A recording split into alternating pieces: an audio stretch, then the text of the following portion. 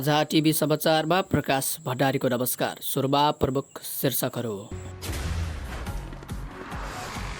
सोमबार एमसीसीको विरोधमा विप्लव नेतृत्व नेकपाको प्रदर्शन। सर्वदलीय बैठक निष्कर्षबिन एमालेसँग संवाद बढाउन सभामुखलाई सुझाव।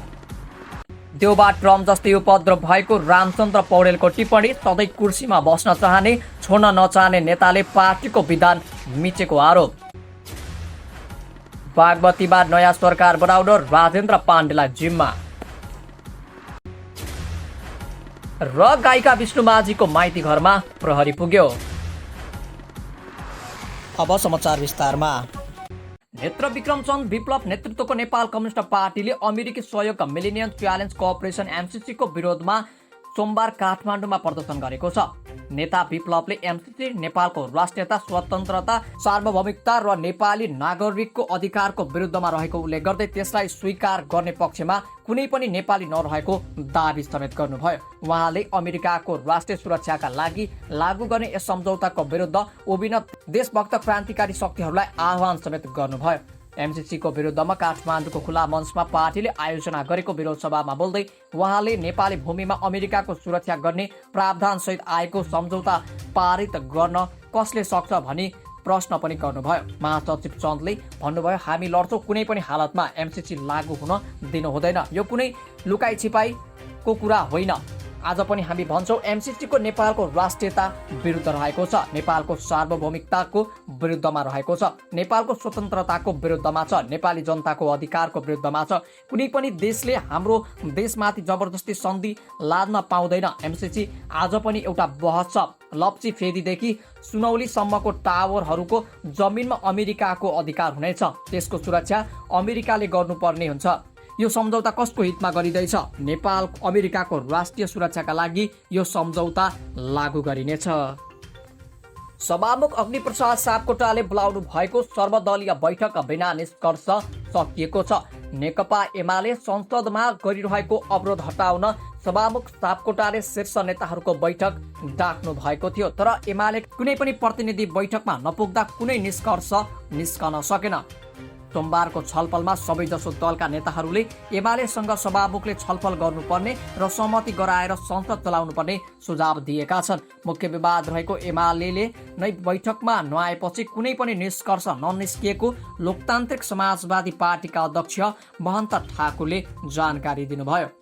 सबै नेताले सभामुखको सक्रियता बढाएर एमालेसँग संवाद गर्नुपर्ने सुझाव दिनुभएको ठाकुरले बताउनुभयो। अध्यक्ष ठाकुरले भन्नुभयो, सभामुखजीले प्रयास गर्दै रहनुपर्छ। आजको बैठक निष्कर्षबिन बनेको छ।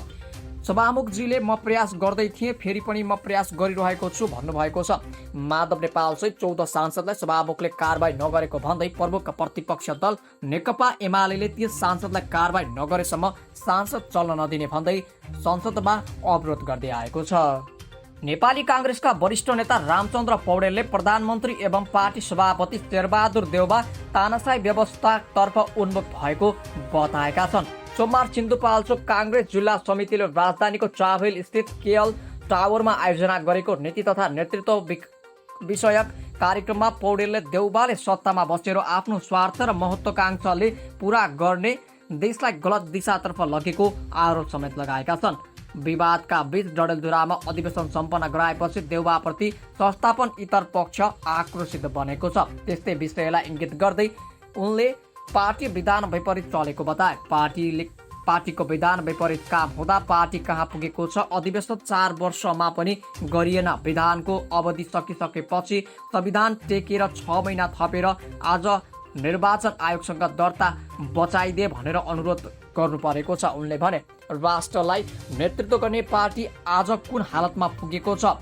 कसको कारणले? नेताको महत्वाकांक्षाले, सधैँ कुर्सीमा बस्ने चाहनाले, छोड्न नचाहने नेताले। विश्वभर थरीथरीका नेता भएको भन्दै उनले महात्मा गान्धी र हिटलर दुवै नेता भए पनि उनीहरूको चरित्र फरक रहेको बताएका छन्। नेपालमा समाजलाई गलत दिशातर्फ लगेर कष्ट भोग्नु परेको छ। आज नेपालमा यही प्रवृत्ति देखिएको छ। उनले भने, अमेरिकी पूर्व राष्ट्रपति डोनाल्ड ट्रम्पलाई उपद्रव भन्दै पौडेलले पार्टी सभापति देउबा पनि ट्रम्पकै पक्षमा अघि बढेको सङ्केत गरेका छन्।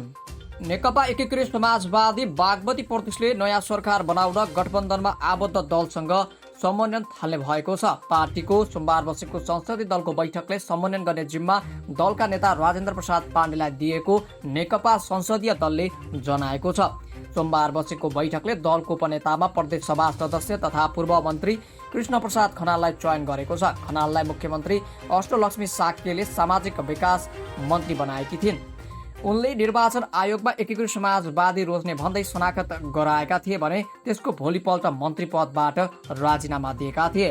सोमबारको बैठकले प्रमुख सचेतकमा मुनु सिग्देल र सचेतकमा बाबु वसुन्धरा हुमगाईलाई सर्वसम्मत रूपमा चयन गरेको नेकपा एकीकृत समाजवादी बागमती प्रदेशका नवनियुक्त सचेतक हुमगाईले जानकारी दिए। संसदीय दलको हिजो बसेको पहिलो बैठकले राजेन्द्र प्रसाद पाण्डेलाई दलको नेतामा चयन गरेको थियो। जिल्ला प्रहरी कार्यालय स्याङ्जाको प्रहरी टोली चर्चित लोकदोहोरी गायिका विष्णु माझीको माइती घर चापाकोट पुगेको छ। राष्ट्रिय मानव अधिकार आयोगले जिल्ला प्रशासन र प्रहरी कार्यालयलाई पत्रचार गरी गायिका माझीको अवस्था बुझ्न आग्रह गरेको थियो। आयोगको चासोपछि उनको अवस्थाबारे बुझ्न जिल्ला प्रहरी कार्यालय स्याङ्जाले गायिका माझीको माइती घरमा प्रहरी टोली पठाएको जिल्ला प्रहरी स्याङ्जाका प्रमुख प्रहरी उपरीक्षक एसपी होविन्द्र बोगटीले जानकारी दिनुभयो। बोगटीका अनुसार घरमा कोही पनि भेटिएनन्। विष्णुका आमा बुबाको निधन भइसकेको छ भने दाजु वैदेशिक रोजगारमा छन्। आयोगलाई गायिका विष्णु माझीको माइतको अवस्थाबारे मौखिक जानकारी गराइसकेको एसपी बोगटीले जानकारी दिए।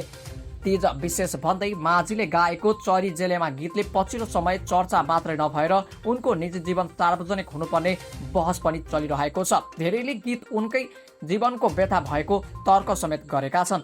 माझीले गाएको त्यस गीतमा उनकै श्रीमान सुन्दरमती अधिकारीले शब्द राखेका छन्। यसअघि पनि विष्णुबारे यस्तै चासो भए पनि स्याङ्जा प्रहरीले उनीहरूलाई बोलाएको थियो। 2075 सालमा जिल्ला प्रहरी कार्यालयमा उपस्थित भएकी बाजीले आफू आफ्नै स्वेच्छाले यसरी जीवन बिताइरहेको बताएकी थिइन्। आजलाई यति नै। भोलि बिहान पनि यस्तै विशेष समाचारको साथमा हामी तपाईँ बाज पाउने बाचासँगै सम्पूर्ण एउटसँगै मलाई पनि बिदा दिनुहोस्। नमस्ते, शुभ दिन।